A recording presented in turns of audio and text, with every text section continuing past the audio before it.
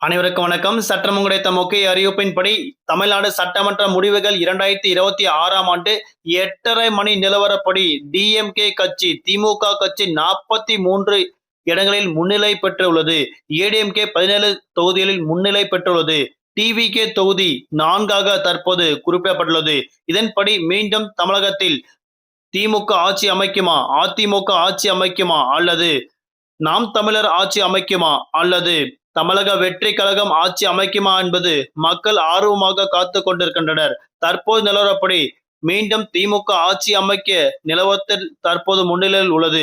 ஆனால் மாலை 4 மணி நிலவரப்படி பொறுத்துதான் தமிழகத்தில் மீண்டும் முதலமைச்சராக யார் களத்தில் இருப்பார் என்பது பற்றி மீண்டும் தெரியவரும். ஆனால் தற்போது நிலவரப்படி திமுக முன்னிலையில் உள்ளது.